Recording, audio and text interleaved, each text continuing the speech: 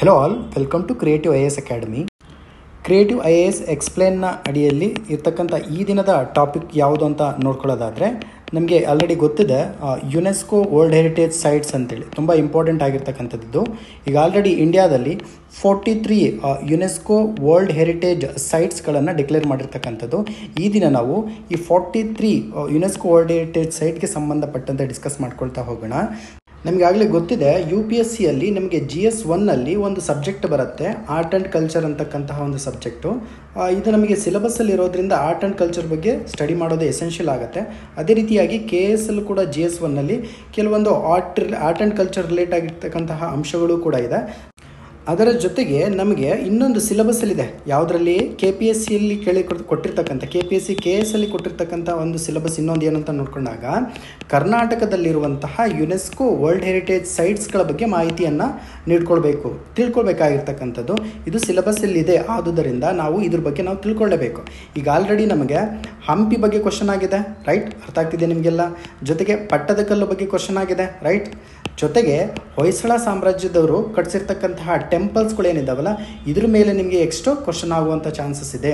ಆದುದರಿಂದ ದಯವಿಟ್ಟು UNESCO world heritage ಸೈಟ್ಸ್ಗಳ ಬಗ್ಗೆ ಗಮನ ನೀಡಿ. ಇಲ್ಲಿ ಮೊಯ್ಡಾಮ್ಸ್ ಆಫ್ ಅಸ್ಸಾಂ ಅಂತೇಳಿ ಕರಿತೀವಿ, ನೆನ್ಪಿಟ್ಕೊಳ್ಬೇಕಿದು. ಭಾರತದಿಂದ ಆಯ್ಕೆ ಆಗಿರ್ತಕ್ಕಂತಹ 43ನೇ ಯುನೆಸ್ಕೋ ವರ್ಲ್ಡ್ ಹೆರಿಟೇಜ್ ಸೈಟ್ಸ್ ಯಾವುದು ಅಂತ ಕೇಳಿದಂತಹ ಸಂದರ್ಭದಲ್ಲಿ ನೀವು ಈ ಮೊಯ್ಡಾಮ್ಸ್ ಆಫ್ ಅಸ್ಸಾಂ ಅನ್ನೋದನ್ನು ನೆನ್ಪಿಟ್ಕೊಳ್ಬೇಕು. ಇದನ್ನು ಕನ್ಸ್ಟ್ರಕ್ಟ್ ಮಾಡಿದ್ದು ಯಾರು ಅಂತೇಳಿ ಕೇಳಿದಾಗ, ಅಸ್ಸಾಂನಲ್ಲಿ ಒಂದು ಪ್ರದೇಶ, ಒಂದು ಸಾಮ್ರಾಜ್ಯ ಕಂಡು ಬರುತ್ತೆ. ಅದನ್ನು ನಾವೇನಂತ ಕರಿತೀವಿ ಅಂದರೆ ಅಹೋಮ್ ಸಾಮ್ರಾಜ್ಯ ಅಂತೇಳಿ ಕರಿತೀವಿ, ಅಥವಾ ಅಹೋಮ್ ಡೈನಾಸ್ಟಿ ಅಂತೇಳಿ ಕರಿತೀವಿ. ಈ ಸಾಮ್ರಾಜ್ಯದ ಸಂದರ್ಭದಲ್ಲಿ ಈ ಡ್ಯಾಮ್ಸ್ಗಳು, ಅಹೋಮ್ ಡ್ಯಾಮ್ಸ್ಗಳು ಕನ್ಸ್ಟ್ರಕ್ಟ್ ಆಗಿದೆ. ಇವುಗಳನ್ನು ಆಧಾರವಾಗಿ ಇಟ್ಕೊಂಡು ಯುನೆಸ್ಕೋ ಸಂಸ್ಥೆ ಏನು ಮಾಡಿದೆ ಅಂದರೆ, ತನ್ನ 43ನೇ ಅಂದರೆ ಭಾರತದಲ್ಲಿರ್ತಕ್ಕಂತಹ ಟೋಟಲ್ ವರ್ಲ್ಡ್ ಹೆರಿಟೇಜ್ ಸೈಟ್ಸ್ಗಳಲ್ಲಿ 43rd ಅಂದರೆ 43ನೇ ವರ್ಲ್ಡ್ ಹೆರಿಟೇಜ್ ಸೈಟ್ಸ್ ಅಂತೇಳಿ ಇದನ್ನು ಡಿಕ್ಲೇರ್ ಮಾಡಿರ್ತಕ್ಕಂಥದ್ದು. ಭಾರತದಲ್ಲಿ ಕಂಡುಬರ್ತಕ್ಕಂತಹ ಯುನೆಸ್ಕೋ ವರ್ಲ್ಡ್ ಹೆರಿಟೇಜ್ ಸೈಟ್ಸ್ಗಳಲ್ಲಿ 3 ರೀತಿಯಾಗಿರ್ತಕ್ಕಂಥ ಕ್ಲಾಸಿಫಿಕೇಷನ್ಸ್ಗಳಿದೆ. ಒಂದು cultural heritage sites, natural heritage site, ಜೊತೆಗೆ ಮಿಕ್ಸ್ಡ್ ಹೆರಿಟೇಜ್ ಸೈಟ್ಸ್ ಅಂತೇಳಿ ಕರಿತೇವೆ.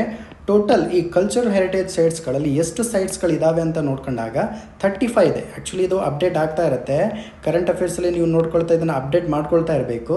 ಸೊ ನ್ಯಾಚುರಲ್ ವರ್ಲ್ಡ್ ಹೆರಿಟೇಜ್ ಸೈಟ್ಸ್ಗಳಲ್ಲಿ ಟೋಟಲ್ ಇಂಡಿಯಾದಿಂದ 7 ಸೈಟ್ಸ್ಗಳಿದ್ದಾವೆ.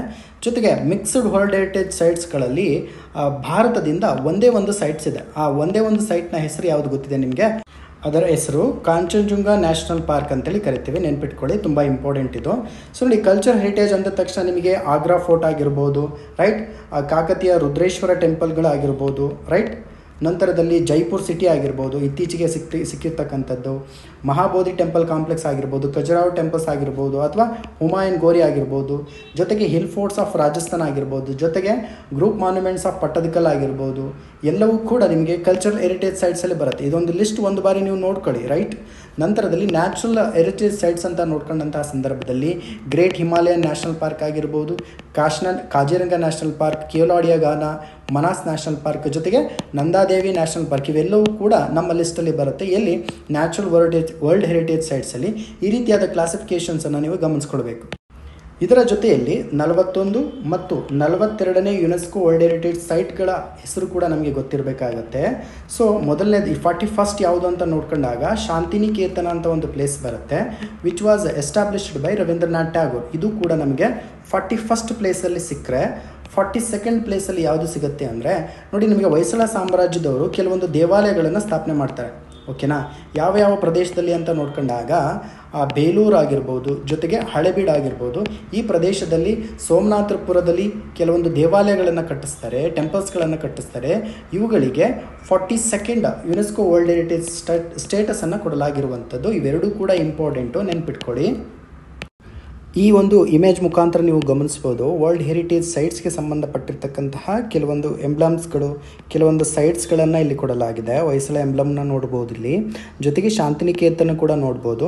ಬಟ್ ಇತ್ತೀಚೆಗೆ ಆಡಿಯಾಗಿರ್ತಕ್ಕಂತಹ ಅಸ್ಸಾಂ ಭಾಗದಲ್ಲಿ ಕಂಡು ಬರ್ತಕ್ಕಂತಹ ಮೊಯ್ಡಾಮ್ಸ್ ಆಫ್ ಅಸ್ಸಾಂ ಮಾತ್ರ ಈ ಒಂದು ಪ್ರದೇಶದಲ್ಲಿ ಕಂಡು ಬಂದಿಲ್ಲ. ಇದೊಂದು ಆ್ಯಡ್ ಮಾಡ್ಕೊಳ್ಳಿ. ನೋಡಿ, ಯುನೆಸ್ಕೋ ಮೊಟ್ಟ ಮೊದಲ ಬಾರಿಗೆ 1972ರಲ್ಲಿ ಒಂದು ಕನ್ವೆನ್ಷನನ್ನು ಜಾರಿ ಮಾಡುತ್ತೆ, ರೈಟ್? ಈ ಕನ್ವೆನ್ಷನ್ನ ಮುಖಾಂತರವಾಗಿ ವಿಶ್ವಮಟ್ಟದಲ್ಲಿರ್ತಕ್ಕಂತಹ ಕಲ್ಚರನ್ನು, ರೈಟ್, ವಿಶ್ವಮಟ್ಟದಲ್ಲಿರ್ತಕ್ಕಂಥ ಕಲ್ಚರನ್ನು, ಅದರ ಜೊತೆಗೆ ನ್ಯಾಚುರಲ್ ಹೆರಿಟೇಜನ್ನು ಕೂಡ ನಾವು ಸಂರಕ್ಷಣೆ ಮಾಡಬೇಕು ಅಂತೇಳಿ ಒಂದು ಕನ್ವೆನ್ಷನನ್ನು ರಚನೆ ಮಾಡೋದ್ರ ಮೂಲಕ ಒಂದು ನಿರ್ಧಾರಕ್ಕೆ ತೆಗೆದುಕೊಂಡು ಬರುತ್ತೆ. ಅದನ್ನು ಯುನೆಸ್ಕೋ ವರ್ಲ್ಡ್ ಹೆರಿಟೇಜ್ ಸೈಟ್ಸ್ಗಳನ್ನು ಡಿಕ್ಲೇರ್ ಮಾಡೋದ್ರ ಮುಖಾಂತರವಾಗಿ ವಿಶ್ವಮಟ್ಟದಲ್ಲಿರ್ತಕ್ಕಂತಹ ಕಲ್ಚರ್ ಜೊತೆಗೆ ಹೆರಿಟೇಜನ್ನು ಪ್ರೊಟೆಕ್ಷನ್ ಮಾಡಬೇಕು ಅನ್ನೋ ಒಂದು ಕನ್ವೆನ್ಷನ್ನ ಜಾರಿ ಮಾಡುತ್ತೆ ಯುನೆಸ್ಕೋ. ಇಲ್ಲೊಂದು ಪ್ರಶ್ನೆಯನ್ನು ಕೇಳ್ತೀನಿ ನಿಮಗೆ ನೋಡಿ. ಯುನೆಸ್ಕೋ ವರ್ಲ್ಡ್ ಹೆರಿಟೇಜ್ ಸೈಟ್ಸ್ಗಳೇನಿದಾವಲ್ವ, ಇವು ಅತಿ ಹೆಚ್ಚು ಸೈಟ್ಸ್ಗಳನ್ನು ಹೊಂದಿರತಕ್ಕಂತಹ ರಾಜ್ಯ ಯಾವುದು ಅಂತೇಳಿ ಪ್ರಶ್ನೆಯನ್ನು ಕೇಳಿದ್ದೇನೆ. ಇದನ್ನು ನೀವು ಕಾಮೆಂಟ್ ಮುಖಾಂತರವಾಗಿ ತಿಳಿಸಿ. ಸೊ ಫೈನಲ್ ಆಗಿ ಟಾಪಿಕನ್ನು ಕಂಕ್ಲೂಡ್ ಮಾಡೋಕ್ಕಿಂತ ಮುಂಚೆ, ಯುನೆಸ್ಕೋ ಅಂತಕ್ಕಂಥದ್ದು ಯುನೈಟೆಡ್ ನೇಷನ್ ಆರ್ಗನೈಸೇಷನ್ನ ಒಂದು ಸ್ಪೆಷಲೈಸ್ಡ್ ಏಜೆನ್ಸಿ ಆಗಿದೆ. ಇದರ ಜೊತೆಗೆ ಎಜುಕೇಷನ್ ಆಗಿರ್ಬೋದು, ಸೈನ್ಸ್ ಆಗಿರ್ಬೋದು, ಅದರ ಜೊತೆಗೆ ಕಲ್ಚರ್ ಆಗಿರ್ಬೋದು, ಈ ಮೂರು ಅಂಶಗಳನ್ನು ಆಧಾರವಾಗಿ ಇಟ್ಕೊಂಡು ಅಂತಾರಾಷ್ಟ್ರೀಯ ಮಟ್ಟದಲ್ಲಿ ಪೀಸನ್ನು ಎಕ್ಸಿಸ್ಟ್ ಮಾಡಬೇಕು ಅನ್ನೋ ಉದ್ದೇಶದಿಂದ ಈ ಯುನೆಸ್ಕೋ ಸಂಸ್ಥೆ ಆರಂಭ ಆಗಿದೆ ಅನ್ನೋದನ್ನು ನಾವು ನೆನಪಿಟ್ಕೊಳ್ಬೇಕು. UNESCO United Nation Sustainable Development Groups ಅಂತೇಳಿ ಕಂಡು ಬರುತ್ತೆ. ಆ್ಯಕ್ಚುಲಿ ಇದು ಏನಕ್ಕೆ ಕ್ರಿಯೇಟ್ ಮಾಡಿದೆ ಯುನೈಟೆಡ್ ನೇಷನ್ ಆರ್ಗನೈಸೇಷನ್ ಅಂತ ನೋಡ್ಕೊಳ್ಳೋದಾದರೆ, ನಮಗೆ ಆಲ್ರೆಡಿ ಸಸ್ಟೈನಬಲ್ ಡೆವಲಪ್ಮೆಂಟ್ ಗೋಲ್ಸ್ಗಳ ಬಗ್ಗೆ ಗೊತ್ತಿದೆ. 17 ಸಸ್ಟೈನಬಲ್ ಡೆವಲಪ್ಮೆಂಟ್ ಗೋಲ್ಸ್ಗಳಿದ್ದಾವೆ.